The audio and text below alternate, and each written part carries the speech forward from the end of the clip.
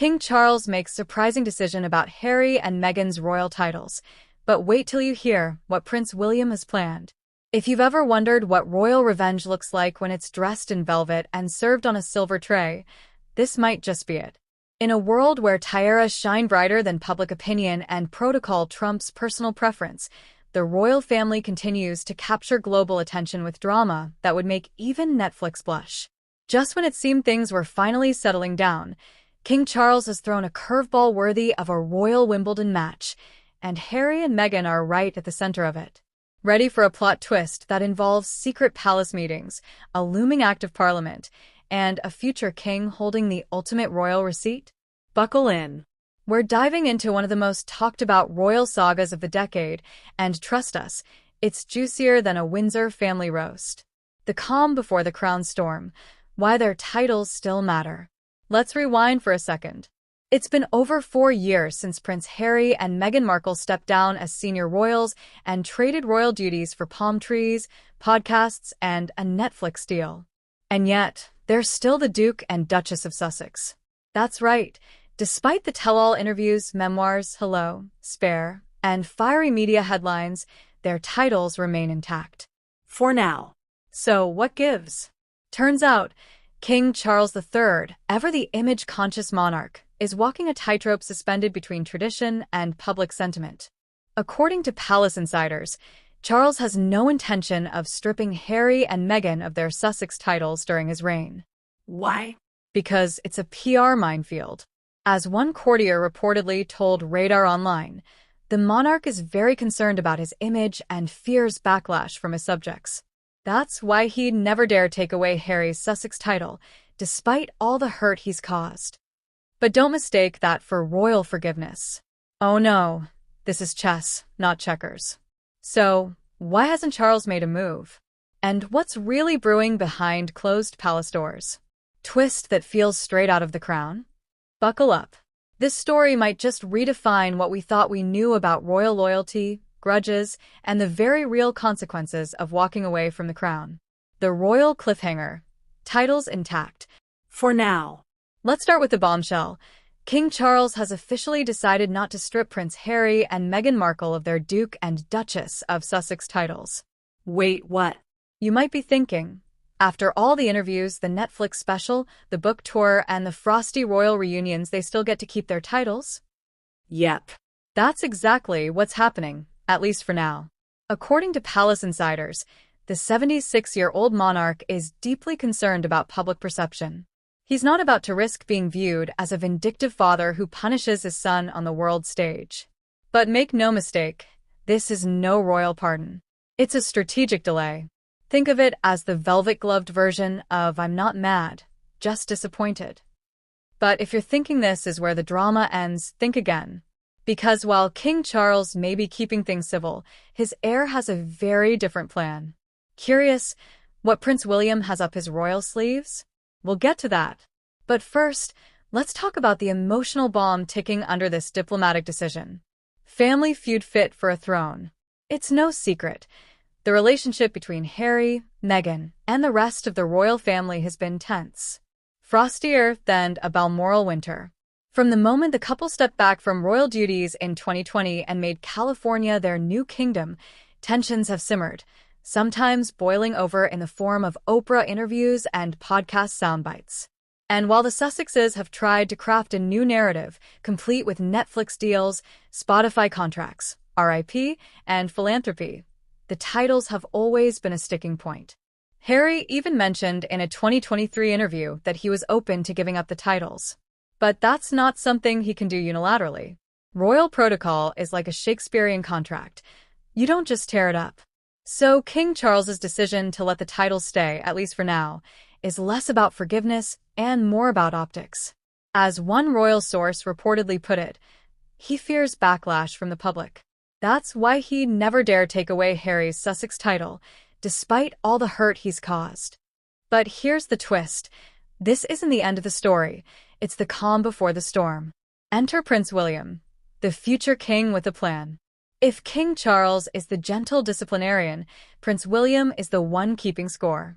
According to reports from insiders and leaks surfacing in the British press, The current heir apparent has been given a green light by King Charles to strip Harry and Meghan of their titles once he becomes king.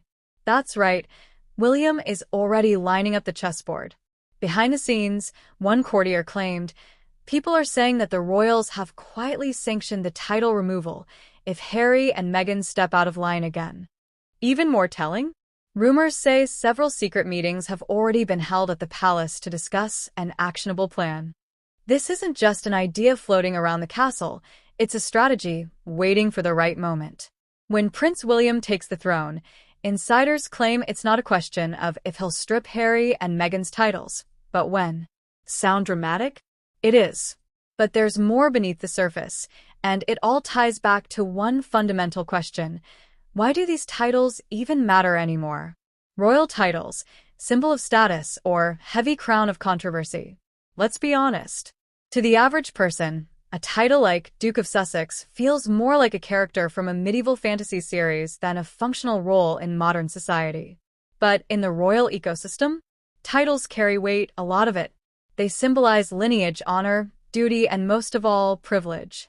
For Harry and Meghan, keeping their titles means they still hold a tether to the very institution they've criticized. For royalists, it's baffling. For supporters of the couple, it's complex. And for the monarchy, it's a branding nightmare.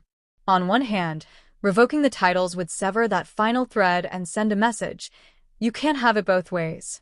On the other, it risks turning them into martyrs and possibly fueling the very media narrative the palace is trying to quiet. It's a tightrope walk, and King Charles, perhaps fearing the fall, is playing it safe. But what does it mean for Meghan and Harry, personally and professionally? The answer may surprise you. California royals, living the dream or running from reality. Out in Montecito, Meghan and Harry are living a life that blends Hollywood glamour with royal residue. Lavish estate? Check. Famous neighbors? Check. Private security and podcast microphones? Check and check.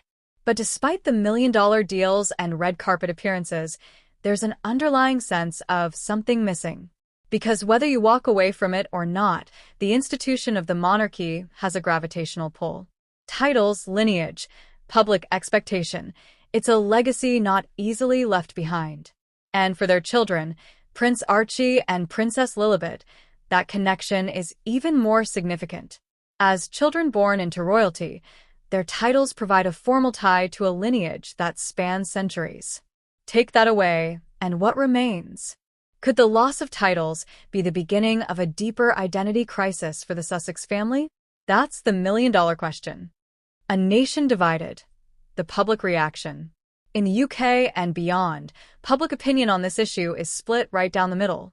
Some believe Charles made the right move, keeping the peace, protecting the monarchy, and avoiding unnecessary drama.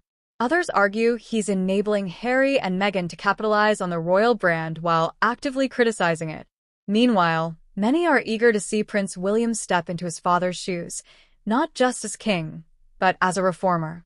Someone who might finally clean house and draw a clear line between duty and desertion. Social media, predictably, is a battleground of memes, hot takes, and "I told you so" threads. But one thing's clear, this story is far from over. So, what happens now? Short term? The Sussexes keep their titles. No parliamentary drama, no public spectacle. King Charles gets to keep his image intact for now. Long term? All eyes are on William.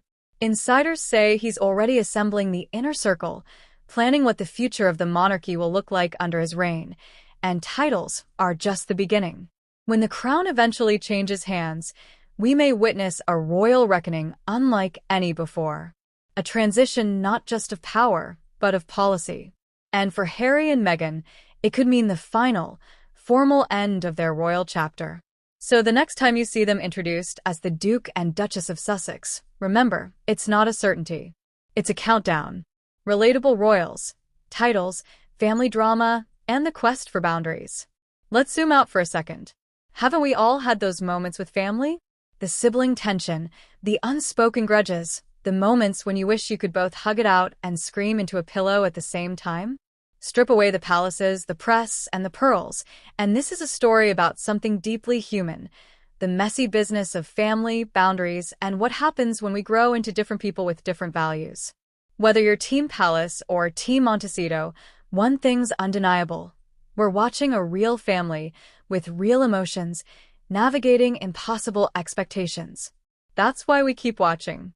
That's why we can't look away. Final thoughts. The crown is heavy, but so is the cost of freedom. King Charles's surprising decision might seem like a gesture of kindness or a strategic delay.